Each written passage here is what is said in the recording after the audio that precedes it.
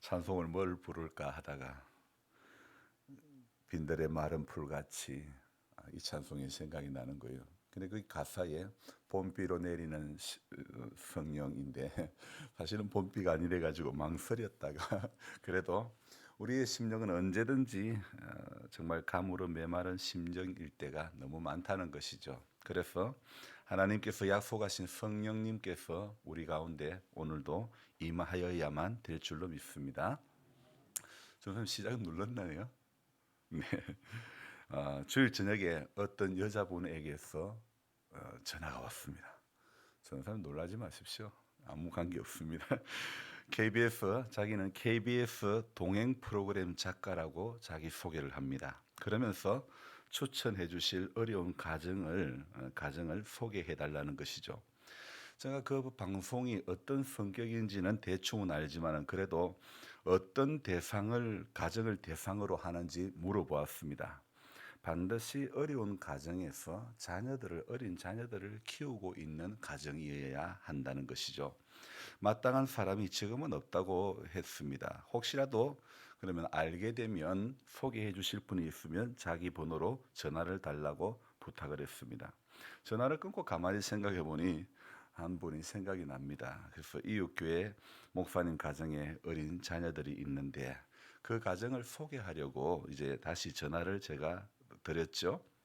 그랬더니 하는 이야기가 특정 종교인의 가정은 안 된다. 그렇게 이야기합니다. 그래서 제가 또 반문을 했죠. 아니 인간극장에는 특정 종교인들이 많이 출연하고 있는데 왜 동행에는 종교인에 대한 그런 제한을 두는 겁니까? 조심스럽게 물었더니 동행이라는 프로그램은 그 프로그램 성격 자체가 종교와는 무관한 방향으로 되기 때문에 안 된다는 것입니다. 알았다면서 끊었지만은 제 마음에는 약간의 의문이 생겼습니다.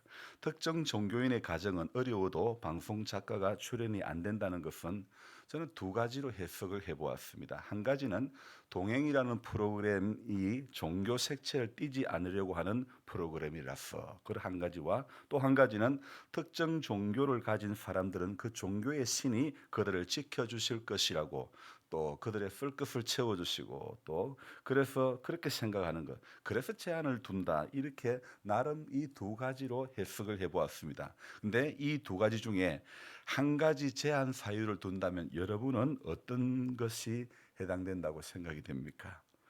저는 차라리 후자였다면 더 나았을 것 같은데 그러나 안타깝게도 제 속에 정리가 되는 것은 특정 종교와 관련된 사람은 안 된다는 것, 바로 전자를 제한 사유에 두고 싶은 것입니다. 그러고 보니 인간극장이라고 하는 프로그램을 보면 수많은 종교인들이 출연을 했는데 동행이라는 프로그램에는 한 번도 저는 특정 종교인의 가정이 이렇게 방송에 출연된 적은 본 적이 없습니다. 같은 방송사이지만은 프로그램 성격이 다른 것이죠. 오늘 요한복음 4장에 의하면 예수님께서 사장하면요 기억나는 게 바로 그거잖아요. 예수님께서 사마리아 여인에게 내게 물 좀 달라 하는 것으로 시작되는, 그래서 사마리아 수가성 우물가의 여인과 어떤 만나는 그 과정. 그래서 사장하면 특별하게 많이 떠오르는 것이 바로 그 여인과 만남, 또 그 여인과의 대화 가운데 네게 남편이 다섯이 있으나 지금 있는 남편도 네 남편이 아니다라는 그런 이야기, 아버지께 예배할 때가 오나니 곧 신령과 진정으로 예배할 때가 온다, 이런 구절들이 많이 기억나는데, 그런데 오늘 이 사장 말미에 예수님께서 두 번째 기적을 행하신 사건이 기록이 되어 있는 것이죠. 오늘 본문의 주인공은 누구냐? 여러분 누구죠? 누구의 아들을 고치죠? 왕의 신하의 아들을 고치는. 그래서 오늘 본문의 주인공은 바로 왕의 신하라는 사람이죠. 이 사람의 이름은 성경에 나와 있지는 않고 하는 일이 무엇인지 이야기하고 있죠. 문제는 자, 오늘 이 왕의 신하의 그 이야기 중에 문제는 무엇입니까? 아들이 죽어가고 있다는 것이죠. 자, 의술로는 더 이상 치료할 방법이 없을 때에 여러분 그때 부모가 할 수 있는 일은 무엇입니까? 아버지가 할 수 있는 일은 무엇일까? 이 세상의 모든 부모는 해볼 수 있는 것은 전부 다 해보았을 것 아닙니까? 누구라도 어떤 부모라도 자식 키우다가 이런 일이 생기면 대신 아플 수도 없고 정말 억장만 무너져 내리는 것 아닙니까? 이런 상황이 닥치면 여러분 누구라도 절망할 수밖에 없지 않습니까? 저는 어릴 적에 드라마를 보면 주인공이 굉장히 어려운 난처한 상황이 처했을 때에 그때 딱 기가 막힌 찬스에 나타나는 사람이 있습니다. 누구요? 암 행어사 출두요 그러잖아요. 그 기가 막힌 주인공이 완전히 죽을 수밖에 없는 그 상황에 암행어사 출두야 그러잖아요. 그러면서 암행어사가 주인공을 다 구해주는 그런 일들을 여러분 드라마 많이 보셨지 않습니까? 우리는 성경만 보고 목사님 그런 이야기 몰라요. 마치 그런 모습 같아요. 여러분, 그래서 암행어사가 출두하면 어김없이 주인공의 난감한 상황들이 다 모면이 되는 거죠. 오늘 자식이 죽어가는 이 본문의 상황, 그 아버지는 절망에 빠질 수밖에 없는 것이 이 사람의 직업이 왕의 신하입니다. 왕의 신하라고만 되어 있지 어떤 직급인지는 알 수가 없는 것이죠. 그러나 추측해 볼 수 있는 것은 왕의 신하지만은 저는 직급이 그다지 높지는 않다고 생각이 됩니다. 여러분 세상에는요 전부 어디에 관심이 많이 가느냐? 최측근에게 관심이 많이 가는 거예요. 또 최측근이 힘도 더 세기 마련이죠. 그래서 세상은 최측근에 관심이 가는 것이지 먼 측근에는 마음이 덜 가기 마련입니다. 회사에서도요. 직급이 높은 사람의 기룡사는 사람이 많이 찾고 상대적으로 직급이 낮은 사람에게 그 사람의 기룡사는 그만큼 찾는 이가 적은 게 사실입니다. 이것은요. 교회 안에서도 공공연히 적용되는 그런 불문율이죠. 이처럼 얼마나 가까운가는 얼마나 더 혜택, 얼마나 더 특혜를 볼 수 있는가 하는 그런 중대한 사항이 아닐 수가 없습니다. 왕의 최측근 신하인지 아니면 먼 측근 신하인지는 몰라도 자기가 모시는 분이 왕이라 할지라도 자기 자식이 죽어가는 데는 여러분 아무 소용이 없더라 이겁니다. 바로 그때 암행어사 출두해야 하는 그 상황, 바로 그래서 주인공의 어려움이 단번에 해결되어져야 할 그 상황에 오늘 우리 예수님이요 46절에 어떻게 이야기하고 있습니까? 46절에 우리 앞부분 한번 읽어볼까요? 예수께서 다시 갈릴리 가나에 이르시니 아멘. 여러분 이 구절은 매우 중요한 구절이 아닐 수가 없습니다. 예수께서 다시 갈릴리 가나에 이르시니 하지만 더 중요한 것은 47절 앞부분 말씀입니다. 똑같이 읽어봅시다. 그가 예수께서 유대로부터 갈릴리로 오셨다는 것을 듣고 아멘. 여러분 저는 왜 47절이 더 중요하다고 말씀을 드리는가 하면요. 예수님께서 다시 갈릴리 가나에 이르시니라는 말과 46절 앞부분의 말씀과 그가 예수께서 유대로부터 갈릴리로 오셨다는 말을 듣고 여러분 이 두 구절의 차이가 있는 것입니다. 앞에 46절에는 예수께서 가나에 이르셨다는 것이고 47절에는요.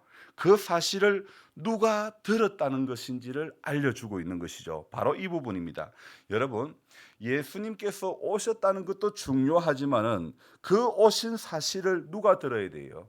내가 들어야 되는 겁니다. 예수님이 오셨다는 사실 정말 중요한 겁니다. 그 사실을 오늘 내가 들어야 되는 거죠. 예수님의 초림에도 예수님이 처음 이 땅에 오실 때에도 인간의 몸을 입고 오실 때도 마찬가지입니다. 사람들에게 환영을 받지 못한 초림이었죠. 구유에서 나셨고 그 어머니가 몸 풀 곳이 없어서 구유에 누일 수밖에 없었던 것이죠. 어젯밤에 며느리가 전화가 왔습니다. 아버님 하면서 상기된 목소리로 오늘 병원에 갔더니 자궁이 3cm가 열렸다 이야기를 합니다. 진통만 오면 바로 병원에 간다고 합니다. 만삭도 되지 못한 저 같은 사람에게도 첫 손주의 소식을 알려준다고 한 전화 온 며느리가 고마웠습니다. 저희 첫 손주는 출산할 병원도 예약이 되어 있고 산후조리할 곳도 다 예약이 되어 있습니다. 하지만 만왕의 왕으로 오시는 우리 주님의 초림에는 아기 예수님의 그 탄생에는 어떤 예약된 병원도, 어떤 예약된 산후조리원도 없었던 것입니다. 그분에게는 보장된 것이 아무것도 없었지만은 그분의 삶은 우리의 모든 것을 보장해 주시는 삶이었습니다. 바로 이것이 오늘 우리가 가슴 깊이 새겨야 할 신앙이 아닐까요? 내가 받아서 주는 그런 신앙이 아닌 내가 녹아짐으로 주님의 희생이 더욱 값지게 드러나는 그런 삶을 살기 위해 저와 여러분들은 고민해야 되지 않을까요? 오늘 하나님을 신앙하는 우리에게 필요한 것이 바로 예수께서 유대로부터 갈릴리로 오셨다는 사실을 우리는 들어야 되는 것입니다. 왕의 신하가 아파 죽어가는 것은 저는 오늘 이렇게 글을 적었습니다. 이것은 하나의 과정에 불과하다는 것입니다. 여러분, 살면서 인생 살다 보면요, 부엌에 칼질하다가, 부엌에 요리하다가 칼질하다가 손가락 끝을 베기도 쉬워요. 걸어가다가 무단히 걸어가다 넘어져서 찰가상을 입기도 하는 것입니다. 여러분, 오늘 왕의 신하의 아들이 죽어가는 것도 바로 이와 같은 하나의 가정에 불과하다는 것을 알아야 되는 것입니다. 넘어져 살짝 찰가상 입은 우리 주님의 시각으로 봤을 때는 그것밖에 안 되는 것입니다. 예수님이 오신 소식을 들은 사람에게는 적어도 말입니다. 오늘 세상 사람들에게는 완전히 아들이 죽어가는 그 일은 절망이지만은 오늘 자식이 죽어가는 그 상황이 대부분의 부모는 물 한 모금도 안 넘어갈 일이지만은 그러나 그런 상황 속에서도 인생이 들어야 할 소식은 온 갈릴리에 퍼진 소식은 세상 사람들이 상종하지 않았던 사마리아 여인과의 만남의 이야기 끝에 왕의 신하의 아들 이야기가 나오는 것은 오늘 저는 이런 생각을 또 해보았습니다. 왜 요한복음 4장의 구성이 수가성 우물가의 여인 이야기 뒤에 이 왕의 신하의 아들이 죽어가는 이야기가 붙어 있을까? 저는 이렇게 생각합니다. 수가성 우물가의 여인은요, 사람들에게 나서기가 부끄러운 그런 어떤 컴플렉스를 가진 여인이었지 않습니까? 왕의 신하는 아들이 죽어가는 그런 절박함이 있는 상황이었습니다. 앞의 이야기는 예수님께서 내게 물 좀 달라고 그렇게 여인에게 접촉점을 열어가신 사건이고, 뒤에 왕의 신하는 청하대 내려오셔서 내 아들의 병을 고쳐주소서 하니 그가 죽게 되었습니다. 왕의 신하가 주님과의 접촉점을 만들어가는 그런 사건이죠. 표면적으로 볼 때 말입니다. 하지만 저와 여러분들은 오늘 다시 46절로 돌아가야 되는 것입니다. 오늘 이제 제가 여러분들에게 질문을 하겠습니다. 46절에서 가장 중요한 단어가 한 단어, 문장이 아니고 한 단어입니다. 여러분은 무엇이라고 생각합니까? 다시 한번 들여다볼까요? 여기 짧은 한 단어에 우리는 주목을 해볼 필요가 있습니다. 46절에서 가장 중요한 단어가 무엇일까요?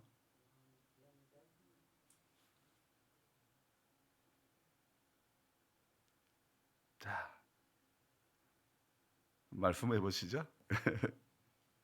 저는 이렇게 말씀드리고 싶습니다.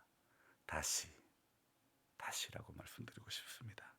주님은 갈릴리 가나에 다시 이르신 것입니다. 왜 주님이 갈릴리 가나에 다시 이르셨을까요? 그것은 오늘 54절 봅시다. 이것은 예수께서 유대에서 갈릴리로 오신 후에 행하신 두 번째 표적이니라. 저는 이렇게 정의를 내리고 싶습니다. 주님은 이 두 번째 표적을 행하시려고 다시 오셨다고 저는 말씀드리고 싶습니다. 주님이 이 두 번째 기적, 결국 이 사장 말미에 나오는 왕의 신하의 아들을 고치는 이 사건도 주님은 다시라는 접촉점을 통해서 주님이 왕의 신하를 만나 주신 줄로 믿습니다. 여러분, 지금은 보이지 않아도, 지금은 상황이 나아지지 않아도 우리는 오늘 우리가 가져야 할 것은요, 바로 다시라는 겁니다. 다시.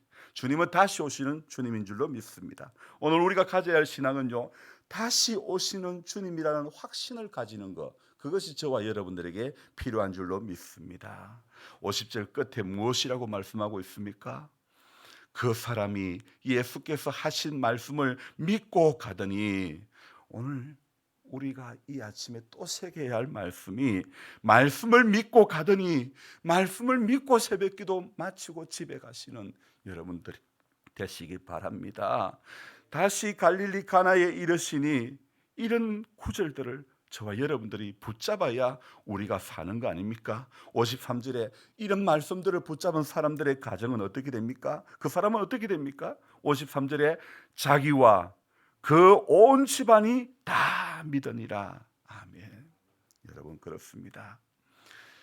다시 이런 구절을 붙잡을 때에 내가 사는 것이고 자기와 그 온 집안이 다 믿는 은혜가 주어지는 줄로 믿습니다. 서두에 말씀드린 KBS 동행이라는 프로그램에는 출연에 제한을 두지만은 우리 주님에게 고마운 것은 주님은 결코 어느 누구에게도 제한을 두지 않으시는 주님인 줄로 믿습니다.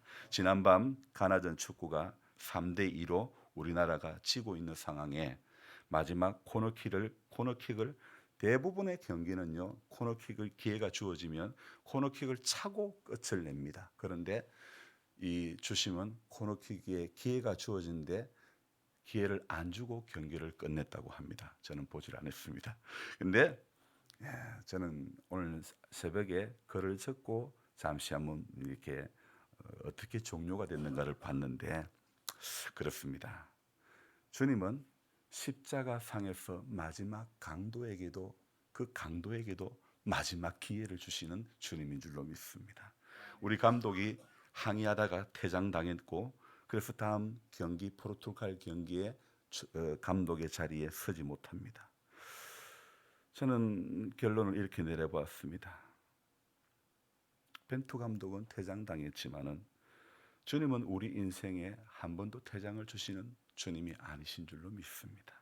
그래서 오늘 저와 여러분들이 우리 가정 속에 또 기도해야 될 사람들이 오늘 교회의 목사가 오늘 가정의 영적인 제사장 된 우리 모두가 우리 인생의 자리에서 하나님 앞에 늘 깨어있고 또 그러므로 말미암아 세상은 우리를 퇴장시킬 수 있어도 그러나 하나님은 절대 우리를 퇴장시키지 아니하시고 하나님은 다시의 기회를 주시는 하나님이시라는 사실 앞에 저와 여러분들 오늘 감사하면서 하나님 앞에 우리가 오늘 붙잡아야 될 것 말씀을 믿고 가더니 이 신앙이 저와 여러분들에게 있기를 주님의 이름으로 부탁드립니다. 기도하겠습니다. 하나님 아버지 오늘 새벽에도 비가 오는 이 아침에 밤새 비가 많이 왔다 적게 왔다 그 과정을 반복하여 이렇게 이 새벽을 고요한 새벽을 맞이하게 하시니 감사합니다. 기도하는 시간에 기도하러 오는 시간에 주님 우리의 발걸음을 편하게 해주시려고 이렇게 비가 잦아들게 해주신 것 감사드립니다. 살면서 하나님 손에 찰갑상 일어나듯이 또 이렇게 조금의 어려움이 있다 할지라도 우리는 그것이 과정에 불과하다는 것을 알게 해 주옵소서. 필요 이상의 문제를 확대 해석해서 생각하지 않기를 소망합니다. 믿음이 없으면 작은 것도 크게 확대될 수밖에 없고 그러나 믿음이 있는 자에게는 하나님 큰 것도 작게 축소시켜 해석할 수밖에 없는 줄로 믿습니다. 제자들은 풍랑이는 배 안에서 정말 두려워 떨고 있을 때 우리 주님은 고물에서 주무시고 계셨습니다. 하나님 아버지 우리가 주님의 그 평안을 우리가 닮아가기를 원합니다. 세상에 어떤 풍랑이는 일 어떤 우리의 마음과 생각을 갉아먹는 일들이 있다 할지라도 하나님 고물에서 주무시는 주님의 그 평안을 우리가 배우게 해 주시옵소서. 하나님 아버지 오늘 주님은 우리에게 다시의 기회를 주신 줄 믿습니다. 주님이 다시 갈릴리의 가나에 이르시니 주님이 다시 갈릴리 가나에 이르시니 바로 이 두 번째 표적을 행하시려고 주님은 왕의 신하의 아들을 고쳐주시려고 다시 갈릴리 가나에 오신 우리 주님인 줄로 믿습니다. 주님은 그 다시로 끝나지 않고 다시 오실 재림으로 오실 주님이 되어주셔서 우리에게 이 어려움, 이 문제, 이 아픔, 이 답답한 이 상황, 이 땅에서의 이 눈물, 이 애절함들, 이 애통함들을 주님은 우리는 눈에 눈물을 거두어 주시고 제 대신 화관을 씌워 주시려고 우리 속에 답답한 모든 사방으로 오게 당하는 것들을 해결해 주시려고 주님은 다시 오시는 주님인 줄로 믿습니다. 우리는 다시 오실 주님에 대한 신앙을 우리가 굳건히 붙잡고 갈 수 있도록 도와주옵소서. 이 사실이 흔들리면 우리 믿음 전체가 흔들릴 수밖에 없는 줄 믿습니다. 주님, 아무리 세월이 흘러가고 아무리 인생의 연수가 지금보다 더 많아지고 몸이 점점 더 쇠약해져 가고 기억이 점점 희미해져 간다 할지라도 하나님, 우리 모두는 오늘 이 새벽에 나온 우리 모두는 하나님 다시 오실 주님을 그리워하며 마라나다의 신앙으로 주님 앞에 서게 하여 주시기를 원합니다. 어떤 사연이 있고 어떤 아픔이 있고 어떤 문제가 있고 주님 어떤 고통이 있을지라도 다시 오실 재림하실 주님을 기대하며 기다리는 우리 모두가 되어지기를 원합니다. 그 여정이 힘들고 그 여정이 답답하고 그 여정 가운데서 하나님 마음 둘 곳이 없다 할지라도 주님 그 말씀을 믿고 갔더니 오늘 우리가 왕의 신하와 같이 말씀을 믿고 가는 복된 성도 되게 하여 주시옵소서. 오늘도 어떤 일이 우리 앞에 닥쳐 올지 모릅니다. 어떤 힘듦이 있을지 어떤 기쁨이 있을지 모릅니다. 하나님, 그러나 어떤 문제 앞에서도 주님 앞에 감사하는 믿음의 사람이 될 수 있도록 도와주시옵소서. 사랑의 주님, 연로하신 성도님들 구원받을 만한 믿음을 그 안에 주시기를 원하옵고 사람 때문에 시험 들고 넘어지지 않게 해주시고 예수 믿다가 교회 섬기다가 저는 목사로서 성도들에게 서운함 느끼지 않게 해주시고 우리 성도님들도 부족한 죄 때문에 시험 들고 서운함 느끼지 않도록 하나님 도와주시기를 원합니다. 우리 모두를 붙들어 가시고 세워가실 우리 주님께 감사를 드리며 오늘 하루도 주님께 의탁드립니다. 주님이 복된 하루 되게 하여 주시옵소서. 감사를 드리며 귀하신 예수님의 이름으로 기도드리옵나이다. 아멘. 간절한 마음으로 주여 부르고 기도합니다. 주여, 주여, 주여.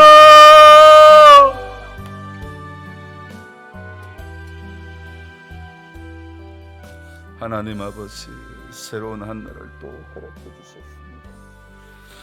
이날도 내 생각이 앞설까, 내 경험이 앞설까, 고집이 앞설까 조심스럽습니다. 주님 불쌍히 여겨주시옵소서.